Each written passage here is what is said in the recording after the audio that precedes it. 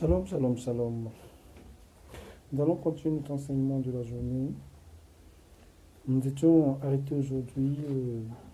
Nous parlons des fondements de la foi avec pour référence le livre de Matthieu chapitre 5. Nous avons lu à partir du verset 1 jusqu'au verset 12. Du principe, le verset 4, le verset 5 et le verset ce passage biblique pour vous. Du fait que Jésus arrive après il approchait de lui, puis ayant ouvert la bouche et dit, heureux les pauvres en esprit, car le royaume des cieux est à eux. Heureux les affligés, car ils seront consolés. Heureux les débonnaires, car ils hériteront la terre. Heureux ceux qui ont faim et soif de la justice, car ils seront rassasiés. Heureux les miséricordieux, car ils obtiendront la miséricorde. Heureux ceux qui ont le cœur pur, car ils verront Dieu. Maintenant, nous allons parler de ceux-là qui procurent la paix autour d'eux, car ils seront appelés fils de Dieu. La Bible dit dans le verset 9, heureux ceux qui procurent la paix, car ils seront appelés fils de Dieu. Waouh! La Bible nous dit que notre Seigneur est appelé le prince de paix. La Bible dit, lorsque Jésus s'en allait, il a dit qu'il ne nous laisse rien d'autre que la paix. La Bible nous dit que ceux qui procurent la paix sont appelés fils de Dieu. Je vais un peu te scandaliser ce soir. Jésus est appelé le prince de paix. Nous savons, nous chrétiens, que nous reconnaissons Jésus comme notre Seigneur. Nous reconnaissons le Christ comme étant Dieu. Et pendant qu'il était sur terre, le fils du roi. Donc il était considéré à cette époque comme un prince. Et lui, en tant que prince, dans le livre de Genèse, Melchisédek, vous allez chapitre 14, la Bible nous parle de Melchisédek, qui était appelé le roi de Salem, le roi de paix. C'est ce Melchisédek que Paul établit, dont Paul établit le parallélisme avec Jésus.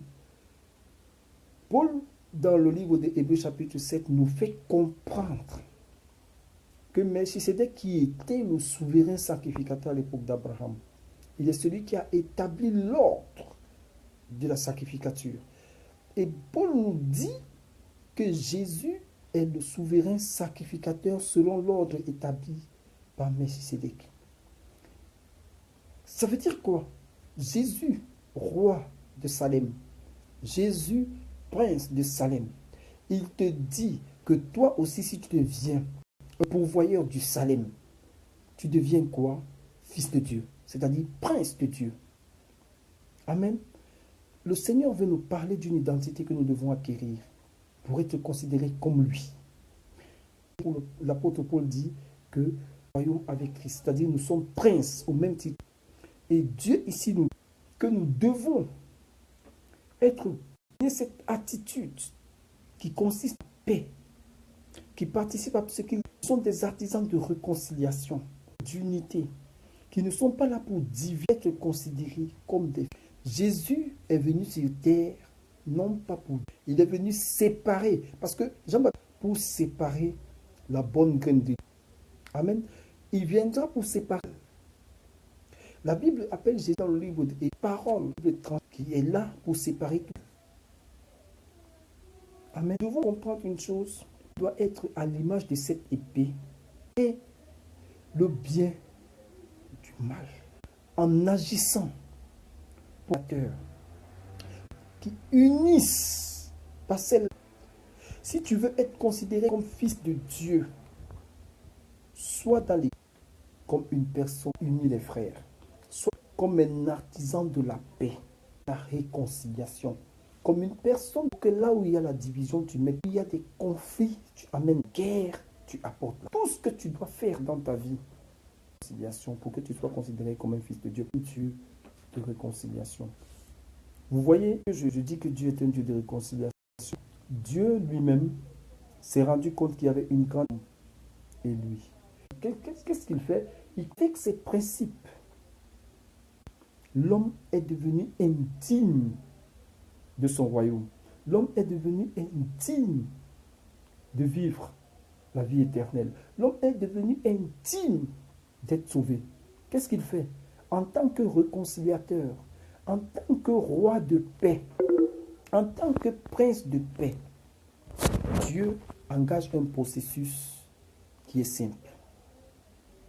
Il prend son fils, il l'envoie à la croix pour qu'à cause de la mort de son fils et du sang qui a été versé, nous soyons purifiés de nos péchés et réconciliés avec lui, Dieu.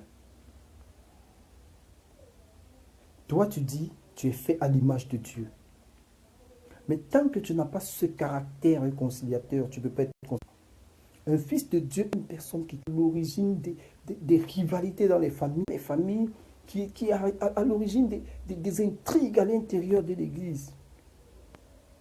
Chers frères et sœurs chrétiens, adorateurs du Seigneur Jésus-Christ de Nazareth, procurons la paix dans l'Église d'abord, dans nos familles, dans notre environnement de vie. Que les conflits soient réglés. Nous devons prôner la paix. Nous devons consoler. Là où les haines existent, nous devons prôner l'amour. Nous devons transporter cette paix pour être considérés comme. Il dit, heureux ceux qui sont persécutés, le royaume des cieux est à eux. Ah oui. Bon, j'aime souvent parler de persécution parce qu'il y a des personnes qui cherchent des problèmes pour prétendre être persécutés. Bien aimé, celui qu'on persécute, c'est celui qui n'a pas cherché des problèmes et les problèmes sont venus le trouver là où il se trouve. C'est-à-dire, tu parles de Jésus, tu vis pour Jésus, tu es humilié, tu es insulté, on se moque de toi sans que tu ne sois à l'origine. Bien aimé, si tu vas chercher des problèmes aux gens et on te frappe, on te massacre quelque part parce que tu es allé créer un problème, ce n'est pas de la persécution. Jésus ne nous a pas envoyé dehors chercher les problèmes. Il nous a envoyé dehors apporter des solutions. Mais pendant que tu es allé chercher à apporter des solutions, tu vas subir des choses. Il a dit à ses disciples dans le livre de Jean, vous serez persécutés. Vous aurez des persécutions. Vous aurez des persécutions. Mais soyez en paix parce que moi j'ai vaincu le monde. Donc il faudrait que le monde t'insulte. Que le monde t'humilie sans raison valable. Il ne faudrait pas que lorsqu'on est en train de te persécuter, que tu sois coupable. Amen. Bien-aimé, si tu te lèves pour aller créer des persécutions, pour aller créer des problèmes, et déjà les persécutions ne sont même pas des problèmes, parce que si tu as le retour de ce que toi-même tu as créé, ce n'est pas une persécution. Ce n'est que le salaire de ton mal. Ce n'est que ton salaire de ton indiscipline. Celui qui est persécuté, c'est celui qui n'a pas provoqué les douleurs, celui qui n'a pas provoqué les souffrances, celui qui n'a pas provoqué les conflits, celui qui n'a pas créé des situations pour se faire insulter, celui qui n'a pas créé pour se faire humilier, mais celui-là qui est humilié parce qu'il a la marque de Jésus et que le diable passe par les esprits faibles pour l'attaquer. C'est ça qu'on appelle être persécuté. Être persécuté, ce n'est pas rester là à faire des commérages sur les gens et quand il y a le retour de tes commérages, tu dis que tu es persécuté. Bien aimé, tu es un manipulateur d'esprit. Il y a des chrétiens aujourd'hui qui sont à l'origine des problèmes qu'ils vivent. Après, ils vont s'asseoir pour dire, on me persécute. Personne ne te persécute, c'est toi qui persécutes l'esprit des autres parce que tu ne laisses pas les gens vivre en paix avec ton comportement. Mais si tu as une bonne attitude, si tu es humble, tu es calme, discipliné, tu ne cherches pas de problème aux gens. Et à cause de l'évangile, parce que tu prêches la vérité, parce que tu déclares les oracles de l'Éternel, parce que tu proclames le nom de Jésus et des personnes s'attaquent à toi. Voilà ce qu'on appelle être persécuté. Et au milieu de la société, tu es humilié, tu es insulté, tu es combattu. C'est ça la persécution. À cause de la vérité. Le Seigneur Jésus dit, heureux ceux qui sont persécutés à cause de la justice, c'est-à-dire à cause de lui, à cause de la vérité. Il ne faut pas que tu vives dans le mensonge et que tu as les répercussions du mensonge. Il ne faut pas que tu vives dans la manipulation spirituelle et que tu as les répercussions de la manipulation spirituelle et tu prétends être persécuté. Bien aimé, ce n'est pas des persécutions. Tu vas jouer dans le camp du diable, il va te massacrer. Jésus nous a dit d'être simples comme des colombes et prudents comme des serpents. Vous savez, le serpent, il ne va jamais là où il sait qu'il est en danger. il ne va jamais où il sait qu'il est en danger. Il marche dans des coins là où il sait qu'il est chaud. Il sait qu'à tel endroit, si je me positionne ici, on vient m'attaquer. Là, je suis sur la défensive, je peux réussir à vaincre. Mais si je vais à telle position, on va me tuer. Le serpent ne va pas là où il sait qu'il va mourir. Vous voyez un peu. Observez, allez même dans des... Essayez de suivre des documentaires sur la vie du serpent et observez son comportement. Vous verrez que c'est un animal excessivement prudent. Et c'est cette prudence que le Seigneur Jésus nous conseille. Bien-aimé, je vais te dire ce soir. Tout à l'heure, nous allons encore être coupés, toujours les problèmes de connexion, et nous allons continuer par la suite dès que nous serons reconnectés. Évite de créer des persécutions. Vis Jésus. Marche dans la justice. À ce moment, si tu es persécuté à cause d'une marche chrétienne qui honore Dieu, tu pourras obtenir la clé du royaume des cieux. Parce que c'est dans la persécution pour la justice que tu deviens un citoyen et propriétaire, héritier, co-héritier avec Christ du royaume de son Père. Ne cherche pas des problèmes aux gens, bien-aimés. Ne sois pas un chrétien palabreux, problématique. Et lorsque les retours de tes palabres et des problèmes que tu cherches partout arrivent, tu prétends être persécuté. Bien-aimé, ce n'est pas ça la persécution. Que Dieu te bénisse. Tout à l'heure, nous serons reconnectés. Nous allons continuer cet enseignement.